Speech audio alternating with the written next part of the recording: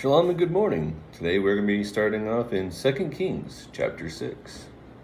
And the sons of the prophets said to Elisha, "See, the place where we dwell with you is too small for us. Please let us go to the Yarden, and let every man take a log from there, and let us make there a place to dwell." And he said, "Go."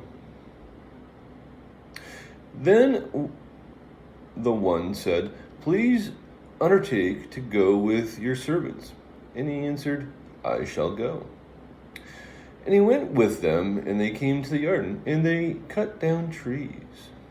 And it came to be, as one was cutting down a tree, that the iron axe head fell into the water. And he cried out and said, "Oh, my master, for it was borrowed." And the man of Yahu'ah said, "Where did it fall?" And he showed him the place, and he cut off a stick, and threw it in there, and made the iron float. And he said, "Pick it up." And he reached out his hand and took it. And the sovereign of Aram was fighting against Yashrael, and took counsel with his servants, saying, "My camp is in such and such place." And the man of Yahu'ah sent to the sovereign of Yashrael, saying, "Be on guard, do not pass this place, for the Armenians are coming down there." The sovereign of Yashrael then sent to the place of which the man of Yahu'ah had spoken to him, and warned him, so that he was on his guard there, not once and not twice. And this greatly troubled the heart of the sovereign of Aram. And he called his servants and said to them, "Declare to me who of us is for the sovereign of Yashrael." And one of the servants said, "None, my master, O sovereign for Elisha, the prophet who is in Yashrael, declares to the sovereign of Yashrael the words that you speak in your bedroom." And he said, "Go and see where he is, so that I send and get him." And it was reported him, saying, "See, he is in Dothan." And he sent horses and chariots and a great army there. And they came by night and surrounded the city. And the servant of the man of Yahu'ah rose early and went out, and saw an army surrounding the city with horses and chariots. And his servant said to him, "Oh, my master, what do we do?" And he answered, "Do not fear, for those who are with us are more than those who are with them." And Elisha prayed and said, "Yahu'ah, I pray, open his eyes and let him see." And Yahu'ah opened the eyes of the young man, and he looked and saw the mountain covered with horses and chariots of fire all around Elisha. And when they came down to him, Elisha prayed to Yahu'ah and said, "Strike this nation with blindness, I pray." And he struck them with blindness according to the word of Elisha. And Elisha said to them, "This is not the way, nor is this the city. Follow me, and let me bring you to the man whom you seek." But he led them to Shamron. And it came to be, when they had come to Shamron, that Elisha said, "Yahu'ah, open the eyes of these men so that they see." And Yahu'ah opened their eyes, and they looked and saw they were in the midst of Shamron. And when the sovereign of Yashrael saw them, he said to Elisha, "My father, should I strike? Should I strike?" But he said, "Do not strike. Do not strike those whom you have taken captive with your sword and your bow. Set food and water before them, and let them eat and drink, and go to their master." And he made a great feast for them, and after they ate and drank, he let them go. And they went to their master.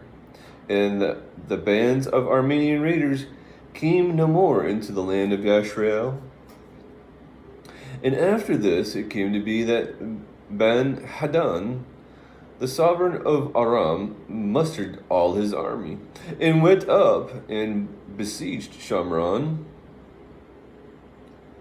And there was a great scarcity of food in Shamron. And see, they besieged it until a donkey's head went at 80 pieces of silver, and 1/4 of a cob of dove droppings for 5 pieces of silver.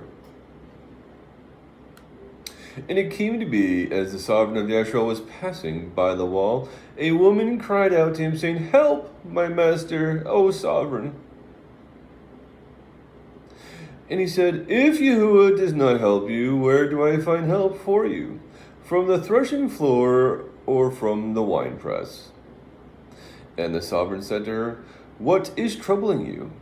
And she answered, "This woman said to me, 'Give your son and let us eat him today, and tomorrow we eat my son.' So we cooked my son and ate him. And I said to her on the next day, 'Give your son and let us eat him.' But she has hidden her son." And it came to be, when the sovereign heard the words of the woman, he tore his garments. And as he passed by on the wall, the people looked and saw the sackcloth on his body underneath. And he said, "Yahu'ah, do to me and more also, if the head of Elisha, son of Shaphat, remains on him today." And Elisha was sitting in his house, and the elders were sitting with him. And the sovereign sent a man ahead of him.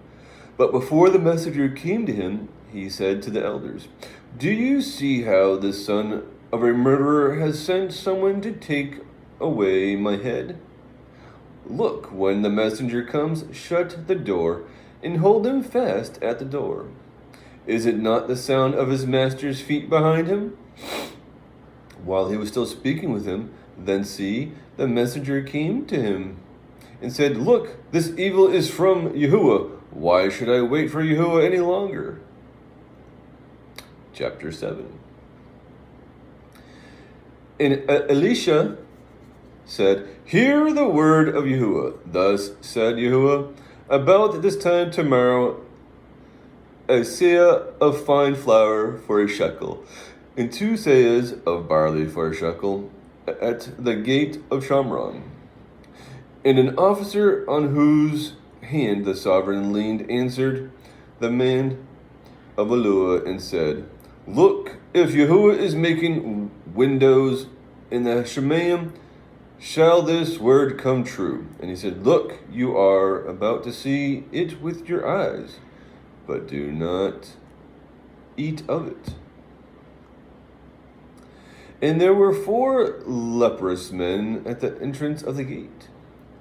And they said to each other, "Why are we sitting here until we are dead? If we shall say, 'Let us go into the city,' the scarcity of food is in the city, and we shall die there. And if we sit here, we shall die.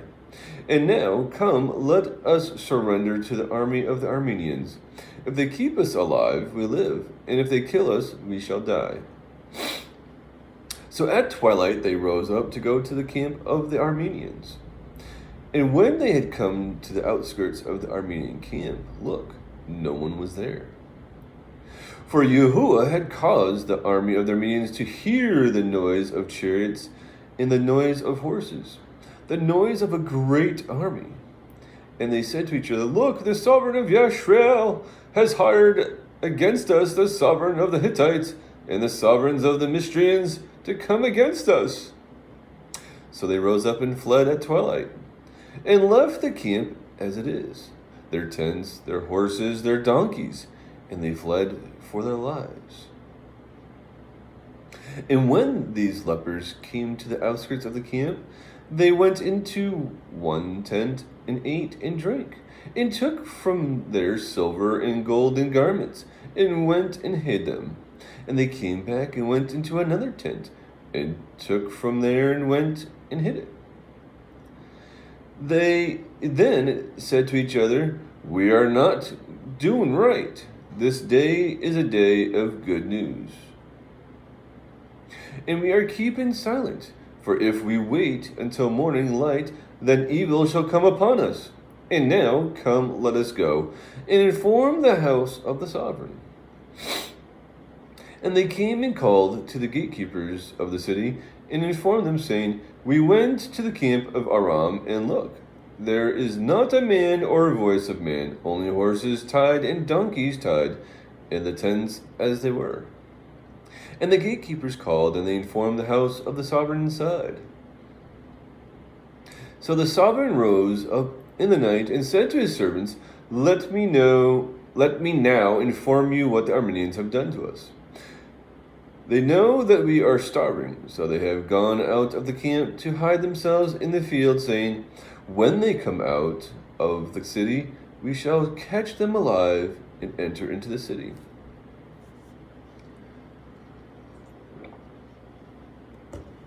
And one of the servants answered and said, "Please let some take 5 of the horses that are left in the city.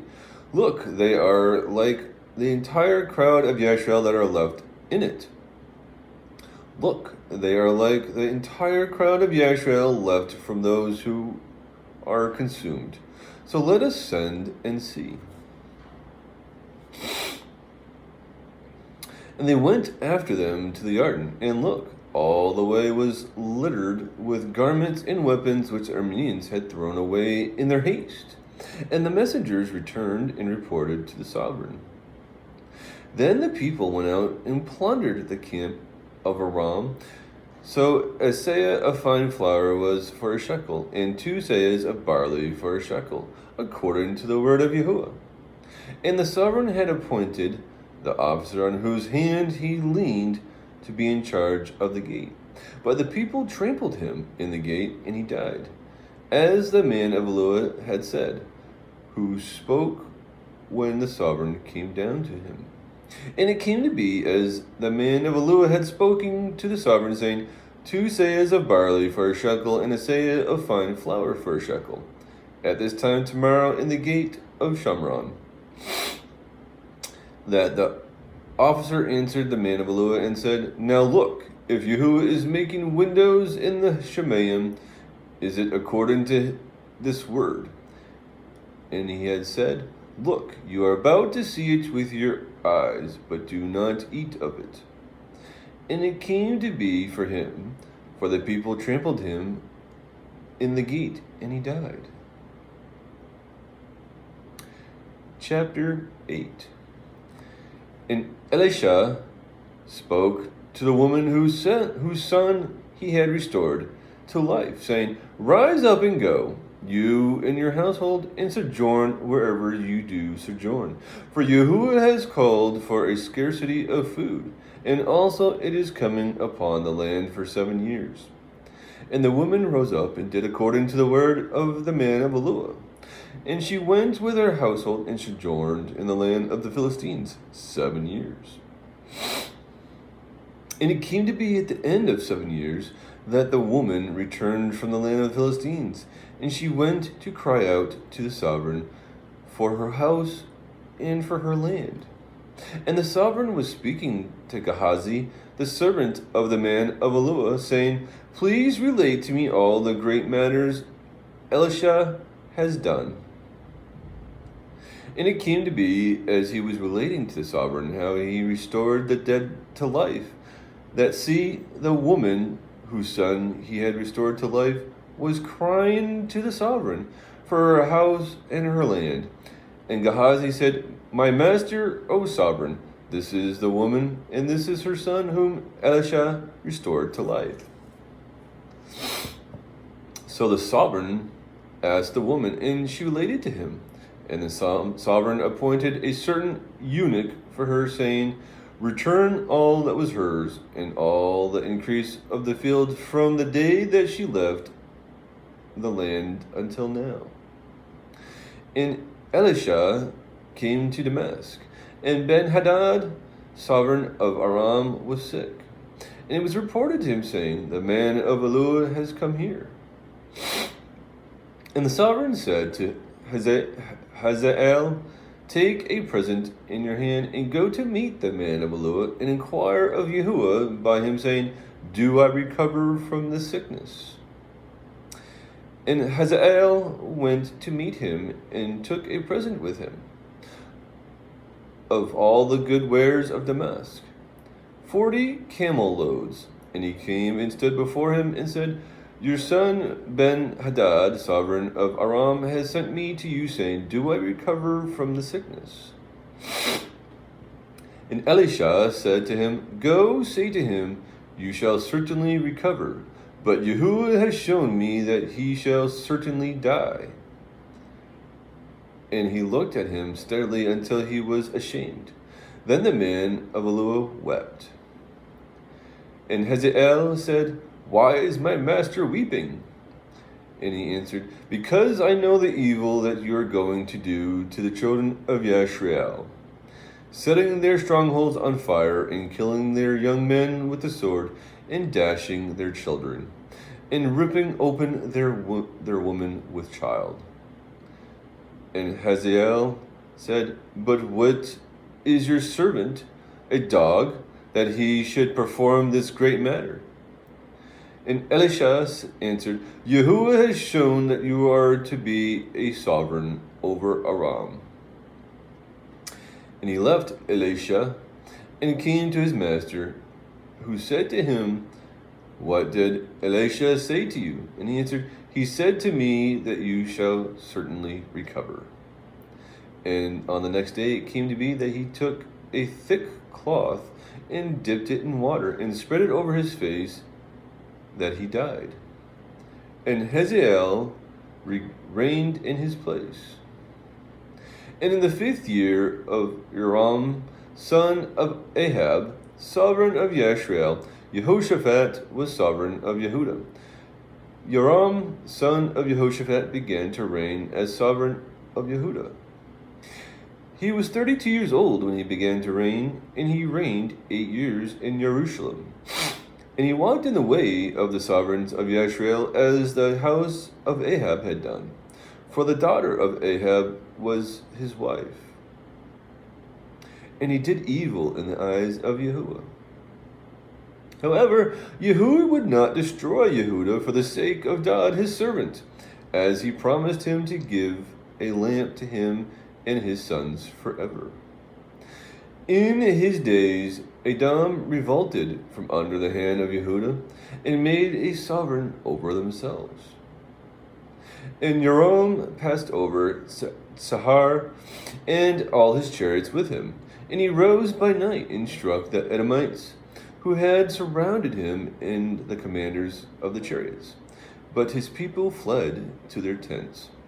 Yet Edom had been in revolt from under the hand of Yehuda to this day. Then Libnah revolted at the same time. And the rest of the acts of Joram and all he did, are they not written in the book of the annals of the sovereigns of Yehuda? So Joram slept with his fathers, and he was buried with his fathers in the city of Dod. And Azayahu his son reigned in his place. In the 12th year of Joram, son of Ahab, sovereign of Yashrael, Azayahu, son of Joram, sovereign of Yehuda, began to reign. Azayahu was 22 years old when he began to reign, and he reigned 1 year in Jerusalem. And the name of his mother was Athaliah, the granddaughter of Omri, sovereign of Yashrael. And he walked in the way of the house of Ahab, and did evil in the eyes of Yahu'ah, as the house of Ahab had done, for he was the son-in-law of the house of Ahab. And he went with Joram, son of Ahab, to battle against Hazael, sovereign of Aram, at Ramoth Gilead. And the Arameans struck Joram, and the sovereign of Joram went back to Israel to recover from the wounds from which the Arameans had stricken him at Ramah. And he fought against Hazael, sovereign of Aram. Then Azayahu, son of Joram, the sovereign of Yehudah went down to see Joram son of Ahab in Israel, for he was sick. Chapter 9. And Elisha the prophet called one of the sons of the prophets, and said to him, Gird your loins, and take this flask of oil in your hand, and go to Ramoth Gilead. And you shall go there and look there for Yahu son of Jehoshaphat, son of Nimshi, and go in and make him rise up from among his brothers, and take him to an inner room. And take the flask of oil and pour it on his head, and say, Thus said Yahu'ah, I have anointed you sovereign over Yashrael. Then you shall open the door and flee, and do not wait. So the young man, the prophet, went to Ramoth Gilead, and came in and saw the commanders of the army sitting. And he said, I have a message for you, O commander. And Yahu said, For which one of us? And he said, For you, commander. And he rose up and went into the house. And he poured the oil over his head, and said to him, Thus said Yahu'ah, Eloah of Yashrael, I have anointed you sovereign over the people of Yahu'ah, over Yashrael. And you shall strike the house of Ahab your master, and I shall avenge the blood of my servants the prophets, and the blood of all the servants of Yahu'ah at the hand of Jezebel. And all the house of Ahab shall perish, and I shall cut off from Ahab all the males in Yashrael, both those shut up and those left at large. And I shall give up the house of Ahab like the house of Jeroboam son of Nebat, like the house of Bahasha son of Ahiyahu. And the dogs are going to eat Jezebel in the portion of Israel, with none to bury her. Then he opened the door and fled. And Yahu came out to the servants of his master, and one said to him, Is there peace? Why did this madman come to you? And he said to them, You know the man in his talk. And they said, A lie. Reveal it to us now. So he said, Thus and thus he spoke to me, saying, Thus said Yahu'ah, I have anointed you sovereign over Yashrael. And they hurried, and each one took his garment and put it under him and on top of the steps. And they blew with the shofar, saying, Yahu reigns. Thus Yahu son of Jehoshaphat, son of Nimshi, conspired against Joram. And now Joram had been guarding Ramoth Gilead, he and all Yashrael, against Hazael, sovereign of Aram.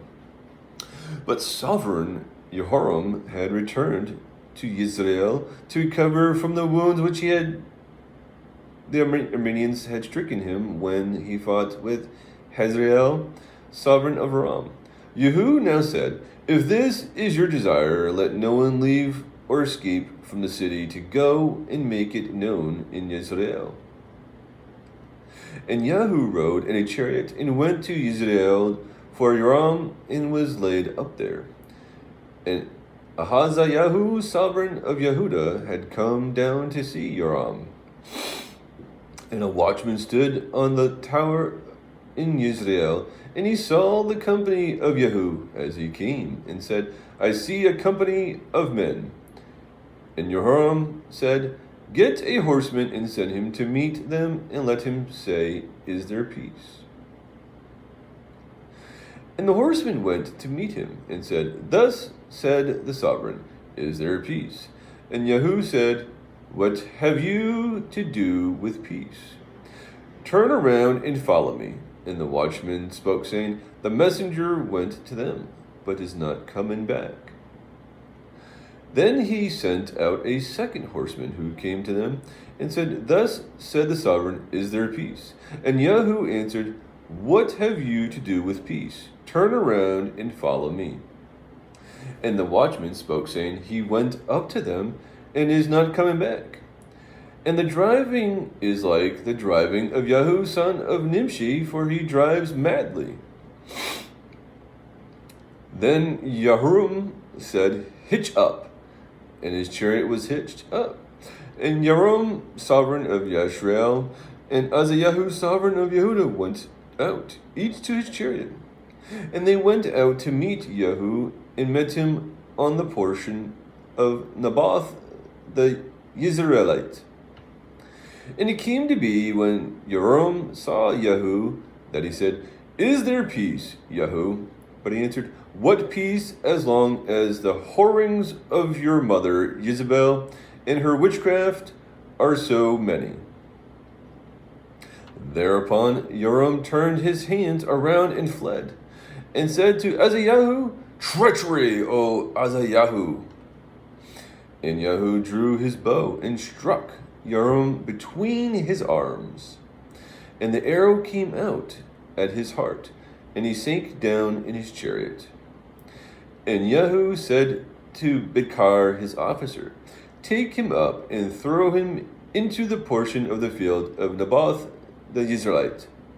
Remember how you and I were riding together behind Ahab his father, and Yahuwah lifted up his prominence against him? Have I not seen the blood of Naboth and the blood of his sons last night? Declares Yahuwah, and I shall repay you in this portion, declares Yahuwah. And now take up, throw him on the portion according to the word of Yahuwah."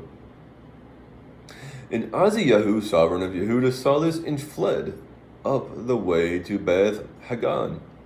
And Yahu pursued him and said, "Strike him too in the chariot at the ascent to Gur, which is by Yiblim."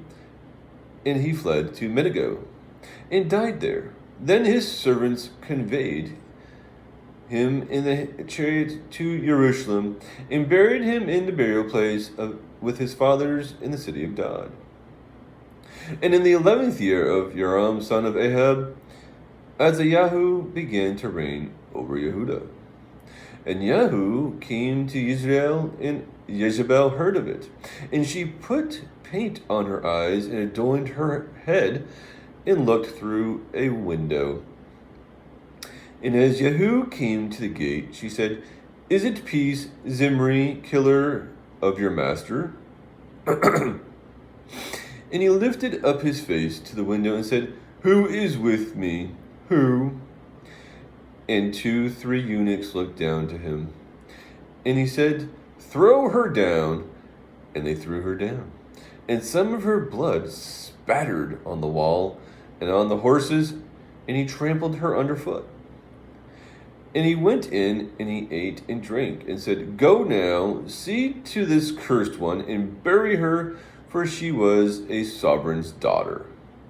So they went to bury her. But all they found of her was the skull and the feet and the palms of the hands. And they came back and informed him and said, "This is the word of Yahuwah which he spoke by his servant Eliyahu the Tishbite, saying, In the portion of Yashrael, dogs are going to eat the flesh of Jezebel. And the corpse of Jezebel shall be as dung on the surface of the field, in the portion of Israel, so they do not say, This is Jezebel.